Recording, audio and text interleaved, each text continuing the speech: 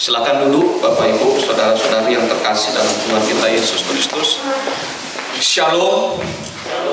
Shalom. Ya, selamat hari Minggu untuk kita semua. Kita sungguh bersyukur kepada Tuhan Yesus Kristus yang memberikan kesempatan sekali lagi bagi kita untuk beribadah, memberikan sekali lagi kesempatan bagi kita untuk memuji dan memuliakan nama Tuhan.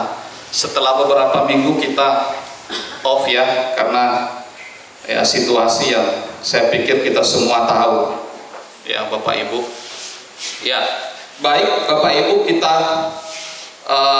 pada kesempatan ini kita akan sama-sama merenungkan satu bagian firman Tuhan ya, yang akan saya sampaikan kepada kita semua dengan satu tema yang akan kita renungkan, yaitu doa dan harapan Paulus ya. Satu tema yaitu doa dan harapan Paulus. Ya, Bapak Ibu, saudara-saudari yang terkasih di dalam Tuhan kita Yesus Kristus. Ya, orang Kristen sudah pasti berdoa. Ya, namun tidak setiap orang Kristen juga ya rajin berdoa. Ya, yang bukan Kristen pasti tidak berdoa.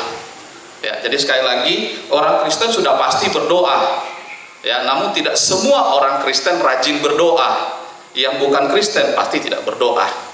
Nah, Bapak Ibu, saudara-saudari yang terkasih dalam Tuhan kita Yesus Kristus, ya, doa menjadi bagian yang teramat penting di dalam kehidupan kita sebagai orang percaya. Bahkan ada yang mengatakan bahwa doa adalah nafas hidup ya orang percaya.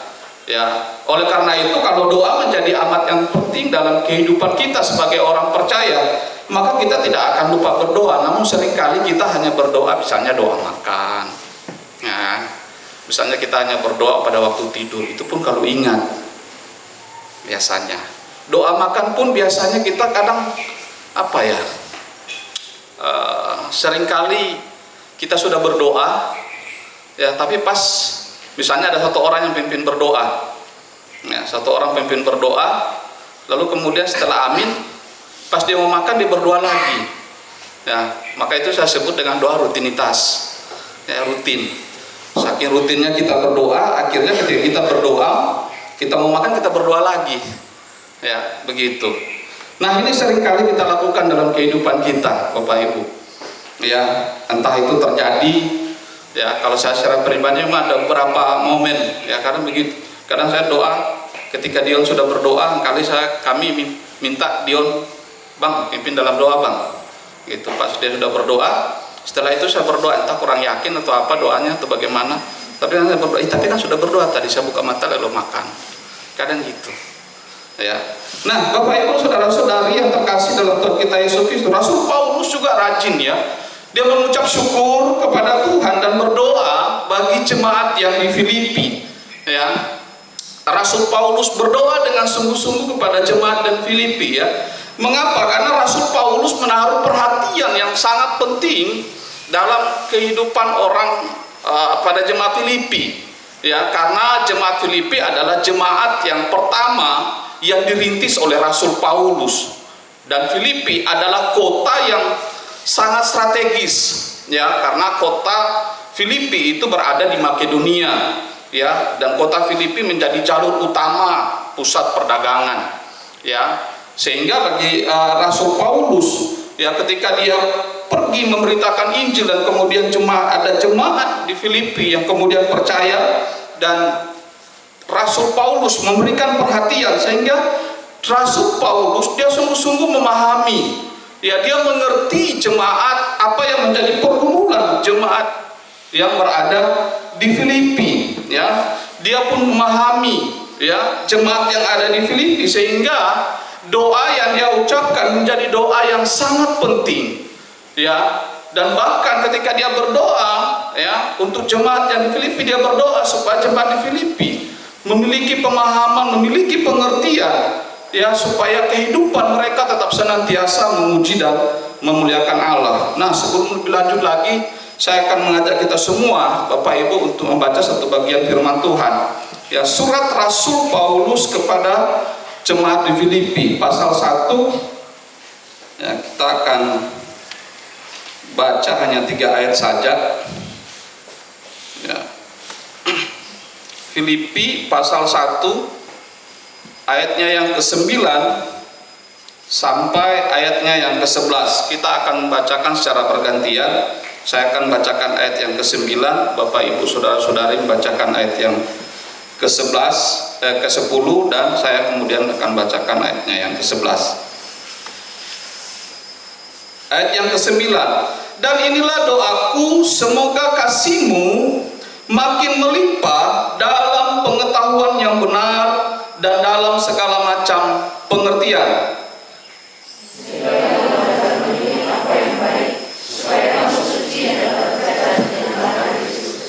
penuh dengan buah kebenaran yang dikerjakan Allah oleh Yesus Kristus untuk memuliakan dan memuji Allah. Ya, saya akan bacakan dalam terjemahan bahasa Indonesia sehari-hari. Ya, saya suka karena bahasanya sederhana. Inilah doa saya untuk kalian, semoga kalian makin mengasihi Allah dan sesama, terus bertambah dalam pengetahuan yang benar dan pandangan yang bijaksana.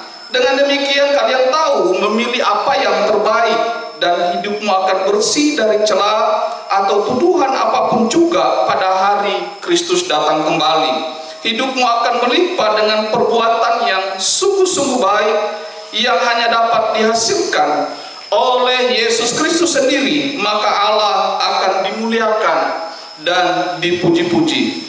Sekian jauh pembacaan firman Tuhan. Yang dikatakan berbahagia ialah setiap kita yang mendengarkan firman Tuhan dan terlebih juga melakukan firman Tuhan itu di dalam kehidupan kita hari lepas hari.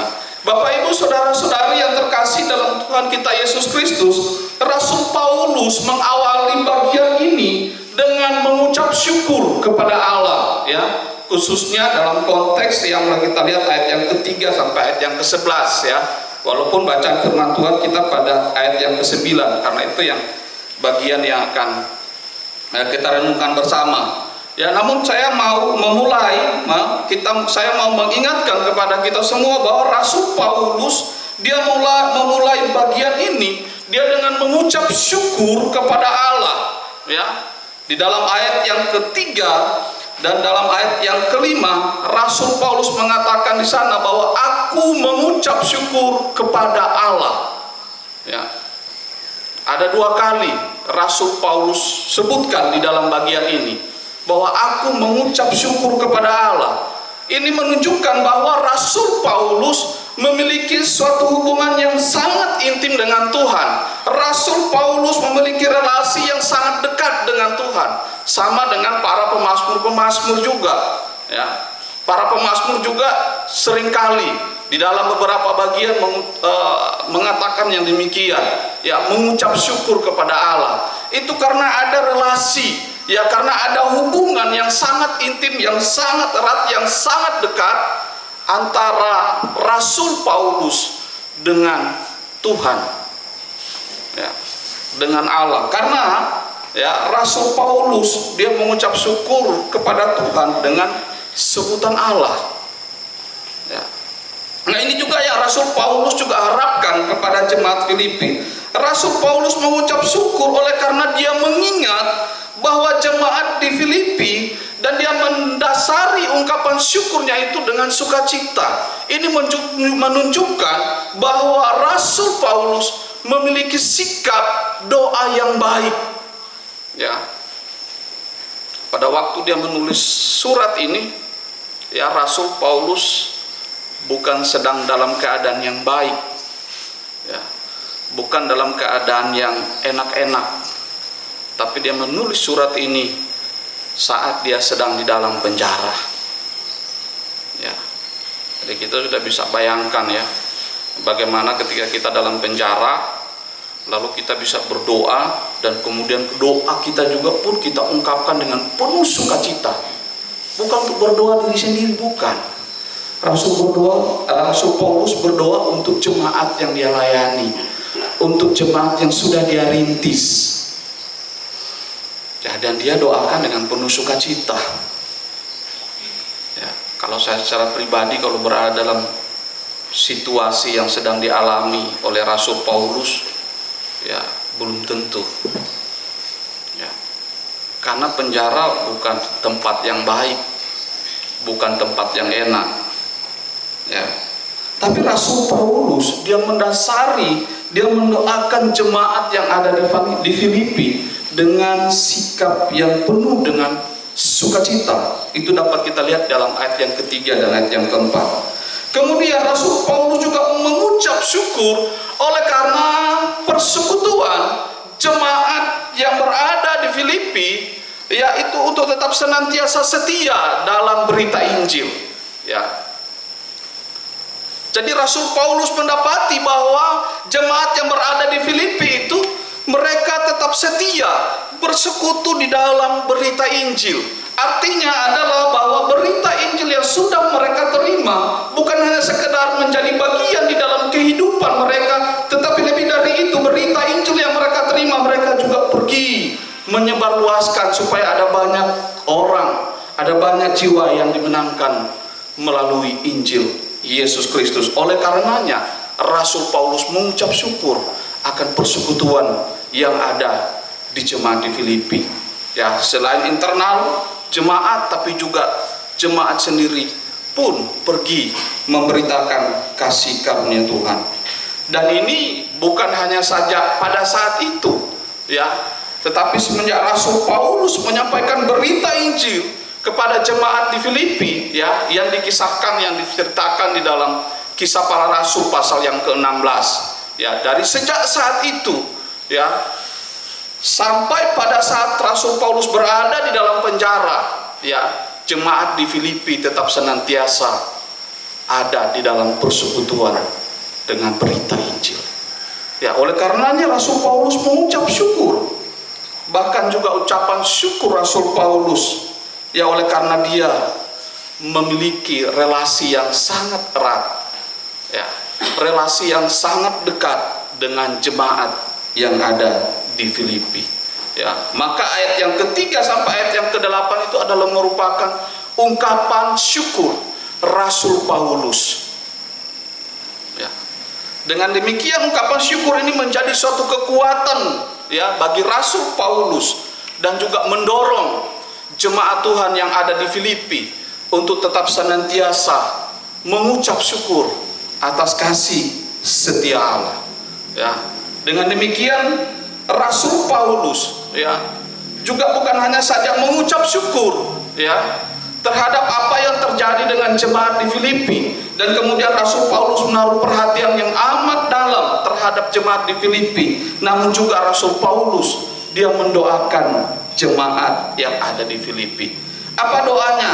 Ya, yang pertama dapat kita lihat di ayat yang ke-9, ya, dan inilah doaku, semoga kasihmu makin melimpah. Dan inilah doaku, semoga kasihmu makin melimpah. Ya, di dalam teks asli bahasa Yunani yang saya temukan di sana, bahwa kasih, ya, ini yang semakin melimpah ini, itu diterjemahkan dengan bahwa kasih itu menjadi semakin melimpah, terus menerus bertambah, bahkan masih terus dan lebih lagi dan lebih lagi.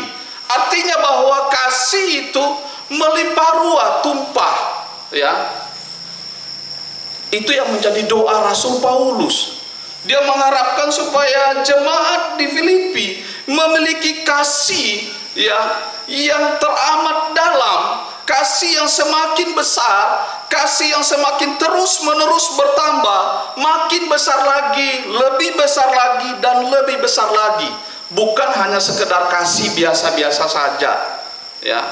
Kalau kasih didasari oleh karena, ya, orang menaruh perhatian kepada kita lebih, maka kita mengasihi dia, ya. Kalau dia perhatian sama saya, ya sudah, saya juga mengasihi dia. Kalau dia tidak memperhatikan saya, oh, tunggu dulu, kita hitung-hitung dulu, ya. Tapi tidaklah demikian, ya. Nah, kasih inilah yang diajarkan oleh Rasul Paulus kepada jemaat di Filipi. Mengapa? Karena Allah, ya, telah memberikan kasih yang besar itu kepada orang percaya. Allah telah turun menjadi manusia, dia rela mati, ya, Dia rela untuk menjadi yang terkutuk hanya untuk kita, orang-orang percaya. Oleh karena itu Bapak Ibu, saudara-saudari yang terkasih, ya biarlah kasih kita ya semakin melimpah ruah di dalam kehidupan kita, ya di dalam hidup yang kita jalani. Ya, kasih jangan pura-pura. Ya, kasih menjadi bagian yang terus kita syukuri. Kasih menjadi bagian yang terus menerus hidup di dalam kehidupan kita. Ya, jangan melihat, jangan menuntut orang lain harus mengasihi saya baru kemudian saya mengasihi orang lain. Ya. Mengasihi orang yang menaruh perhatian kepada kita.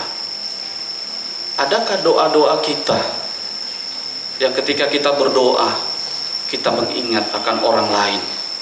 Orang lain itu bukan keluarga kita, ya, bukan papa mama kita, bukan kakek nenek kita, bukan abang kita, ya. Tapi orang-orang lain itu ya lebih jauh lagi, orang-orang yang belum mengenal kasih Tuhan. Nah, kita doakan untuk mereka supaya mereka juga pun mengenal kasih Tuhan yang luar biasa itu, yang telah dicurahkan kepada kita semua. Nah, inilah yang kemudian kita hidupi di dalam kehidupan kita sebagai orang-orang percaya. Ya, kita mengasihi bukan hanya saja kepada orang-orang yang kita kenal, bukan hanya saja kepada orang-orang yang dekat dengan kita, ya, bukan hanya saja kepada orang-orang yang menaruh perhatian kepada kita, menaruh belas kasihan kepada kita, lalu kemudian kita menyatakan kasih kita kepada mereka. Tidak. Ya, karena kalau Allah mau melihat kita, waduh, mungkin saya pikir ya tidak akan dia mengasihi kita, karena betapa berdosanya kita, betapa tidak layaknya kita. Tetapi Allah tidak demikian. Allah rela menjadi manusia terhina hanya untuk kita. Dia mau supaya kasihnya yang besar itu juga, kasihnya yang melimpah ruah itu terus menerus bertambah dan makin bertambah lagi, lebih besar lagi di dalam kehidupan kita. Tidak ada yang lebih benar daripada kita mendoakan orang lain supaya orang lain itu dapat memiliki hal yang terbesar di dalam kehidupan, yaitu kasih. Ya. Ada tiga hal yang besar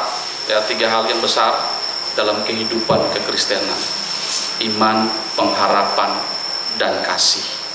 Dan ketiganya yang paling besar adalah kasih. Oleh karena itu Bapak Ibu, biarlah kita tetap senantiasa hidup di dalam kasih. Jika kasih menjadi yang utama di dalam kehidupan kita, mengapa itu tidak menjadi pokok doa utama juga ya di dalam setiap doa-doa kita? Kasih, supaya bukan cuma kita yang tahu tentang kasih, mengerti tentang kasih, walaupun kita kadang-kadang jarang melakukan kasih itu. Kita doakan supaya ada makin banyak orang yang memiliki kasih. Kalau kasih menjadi yang paling penting dalam kehidupan kita, ya, mengapa ini kita tidak menjadikan, kita tidak mendoakan supaya kasih itu dapat terlihat di dalam kehidupan orang-orang yang ada di sekeliling kita, bahkan orang-orang yang belum mengenal Tuhan. Ya, kadang ya kita mungkin di antara kita ada yang ketemu orang yang tidak mengenal Tuhan, tapi baiknya minta ampun. Ya, baiknya luar biasa. Ya, justru kita yang mengenal Tuhan kadang sedih lihatnya. Ya. Nah, biarlah kasih ini terus dan tetap senantiasa hidup di dalam kehidupan kita sebagai orang-orang percaya. Pokok doa yang kedua, ya, yang Rasul Paulus ungkapkan, ya, supaya jemaat di Filipi memiliki pengetahuan yang benar dan segala macam pengertian. Itu dapat kita lihat dalam ayat yang ke-9b.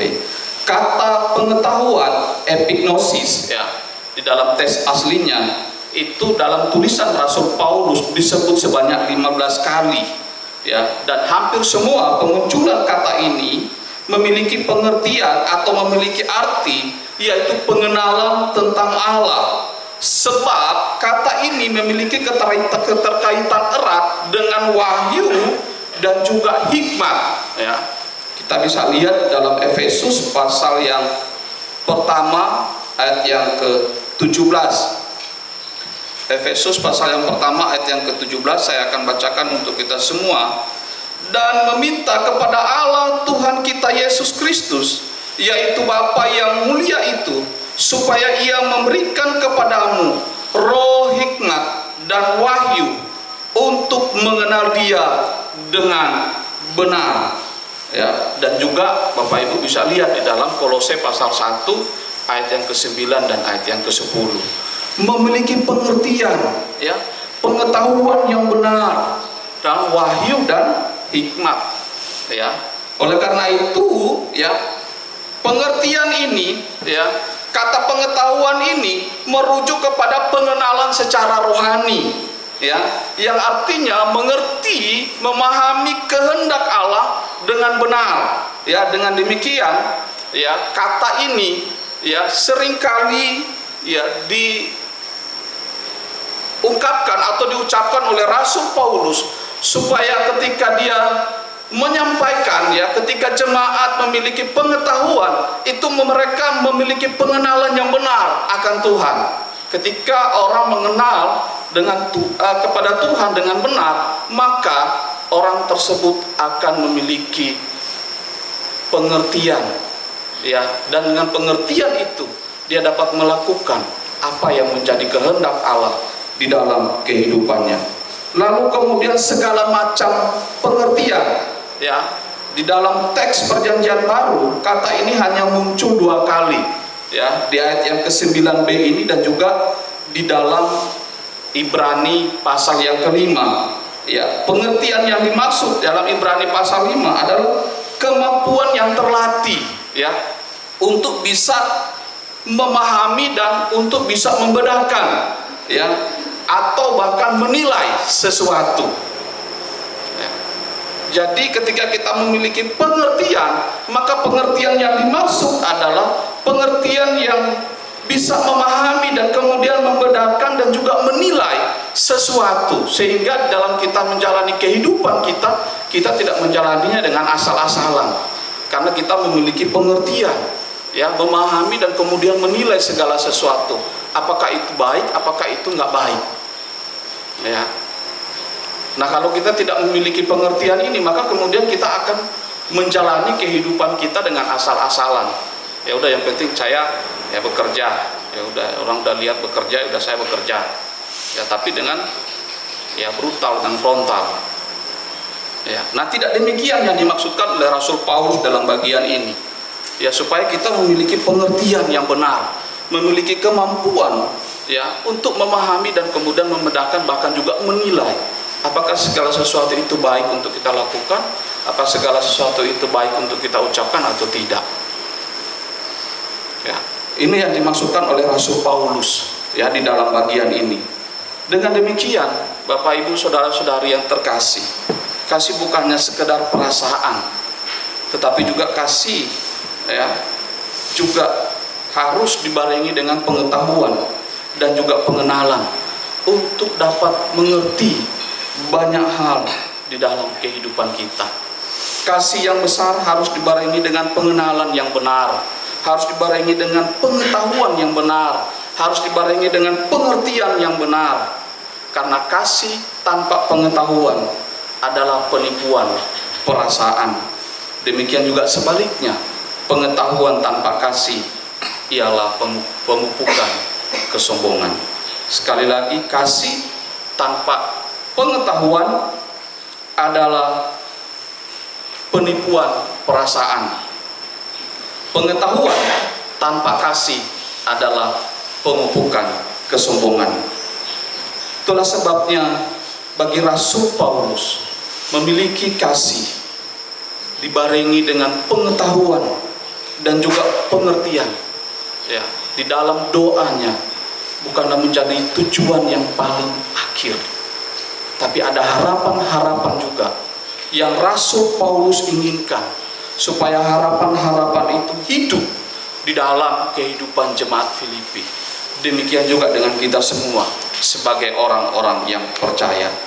Oleh karena itu kita bisa melihat yang berikutnya yang menjadi harapan dari Rasul Paulus kepada jemaat di Filipi, yaitu supaya jemaat di Filipi dapat memilih apa yang baik. Ayat yang ke-10a, ya, bisa kita lihat di sana dalam Filipi ayat yang ke-10a. Nah, kata memilih, ya, itu lebih tepat diterjemahkan dengan menguji.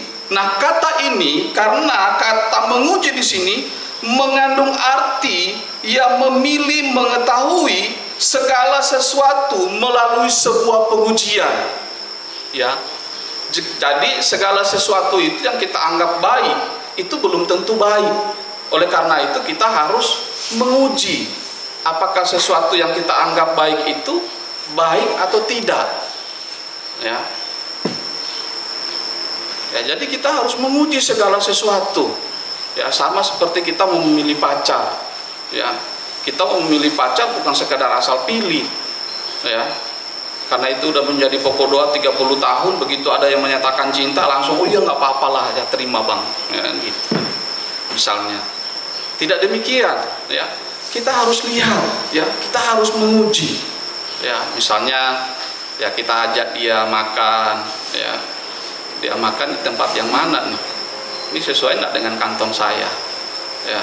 Kita ajak dia makan di pinggir jalan, lalu kemudian kita lihat, dia udah mulai rasa jijik lah, apalah, dan sebagainya. Wah, kalau ini tidak sesuai ya harus kita pikirkan kembali, ya. Atau dia suka di restoran-restoran yang mahal, sesuai enggak, ya. Atau ada contoh-contoh yang lain, ya. Oleh karena itu segala sesuatu yang kita anggap baik itu belum tentu baik. Maka dengan apa ya kita harus bisa menilai itu? Maka kita harus ada ujiannya. Nah, Bapak Ibu saudara-saudari yang terkasih dalam Tuhan kita Yesus Kristus, ya. Kemudian kita melihat tentunya yang dipilih adalah hal-hal yang baik, ya. Ya, itu hal-hal yang baik itu dimaksudkan adalah hal-hal yang terbaik, hal-hal yang istimewa, ya. Nah, kalau hal-hal yang terbaik dan hal-hal yang teristimewa, maka bukan berarti kita sembarang aja, ya. Nggak apa-apalah, yang penting dapat, ya, yang penting ada, ya. Tidak demikian, ya. Kalau menjadi yang teristimewa, kalau kita mau yang terbaik, ya, kalau kita mau yang teristimewa, ya, hal-hal yang paling esensial, ya, terutama berkaitan dengan prinsip-prinsip iman Kristen, ya. Kalau kita dapat pacar lalu pacar tidak seiman dengan kita, wah repot. Nah, oleh karena itu ya kita harus punya penilaian, ya, harus ada soal-soal ujian, ya. Jangan begitu tembak ya langsung terima, tidak, ya harus punya dong kriteria. Paling tidak ya orang yang mau yang terbaik, ya, dalam kehidupan kita, mau yang jadi istimewa sebagai pendamping hidup kita, ya tentunya yang pertama harus mengasihi Tuhan, mencintai Tuhan. Ya, kita harus punya kriteria-kriteria, ya, yang tentunya berasal pada iman Kristen kita, ya. Jadi apa yang teramat penting, apa yang benar-benar penting, dan apa yang benar-benar berguna itu harus kita nilai dengan baik. Nah, nilai penilaian itu harus melalui ujian. Kemudian yang berikut, ya, supaya menjadi sempurna sampai pada akhir zaman. Itu dapat kita lihat di ayat yang ke-10b sampai ayat yang ke-11a. Kesempurnaan yang dimaksud di sini itu dapat dijelaskan dalam 3 cara, ya: suci, tak bercacat, dan penuh dengan buah kebenaran. Ya, sebenarnya kalau lihat dalam teks asli, kata suci di situ bukan kata suci sebetulnya, lebih kepada murni, tulus, ikhlas, ya. Oleh karena itu ya perbuatan kita, ya, kesempurnaan segala tindakan kita itu harus murni, segala sesuatu yang kita lakukan itu tulus adanya, ya, jangan ada embel-embel yang lain, ya. Kita mau melakukan ini ya karena dia udah terlebih dahulu melakukannya kepada kita, ya. Jadi ketulusan hati itu bukan hanya karena dilihat, oh orang itu selalu, ya, maka saya pun balas, selalu memberi, selalu menyatakan kasih, ya. Tapi kasih, ya, kalau pura-pura, wah, lebih baik kita nggak usah memberi, ya. Kalau kita kemudian mengharapkan supaya orang yang orang yang kita beri itu memberikan sesuatu juga kepada kita, tidak demikian, ya. Jadi pemberian kita harus tulus, murni, ya, dilandaskan oleh kasih. Kemudian tak bercacat di sini memiliki pengertian bahwa supaya segala sesuatu yang kita lakukan itu jangan sampai itu menjadi batu sandungan, menimbulkan syak bagi seseorang, ya. Misalnya ketika Rasul Paulus menyinggung kepada jemaat yang ada di Korintus, ya, ketika mengenai makan daging dan seterusnya, itu dalam 1 Korintus pasal 8 dan sampai pasal yang ke-10, itu bisa kita lihat di sana, ya. Jadi segala sesuatu yang kita lakukan itu jangan sampai itu menjadi batu sandungan bagi orang lain, ya. Nah, itu tidak boleh, ya. Baru kemudian, ya, penuh dengan buah kebenaran. Kebenaran yang dimaksud di sini adalah keadilan, ya. Jadi segala sesuatu yang kita lakukan, ya, kebenaran yang kita lakukan itu dasar dengan keadilan, ya, adil, ya. Oleh karena itu kata kebenaran, ya, lebih merujuk kepada, ya, kebenaran secara moral, kebaikan, ya. Status benar di sini oleh karena kita berbuat benar oleh karena Allah sendiri yang telah menyatakan kebenarannya kepada kita. Bukan kita berbuat benar supaya ini, ya, bukan kita berbuat benar lalu itu, tidak, ya. Karena kita sudah dinyatakan oleh Allah dengan kebenaran, maka kita pun berbuat benar. Jadi kebenaran di sini, ya, tidak bisa kita pisahkan dari karya Kristus yang telah Kristus lakukan di dalam kehidupan kita. Artinya bahwa perbuatan kita yang baik di mata orang, ya, secara moral itu didasarkan pada karya penebusan Kristus. Oleh karena Kristus telah mati, telah memberikan kebenaran, telah menyatakan kebenaran kepada kita, maka itulah yang kemudian menjadi dasar bagi kita untuk berbuat sesuatu yang benar, ya.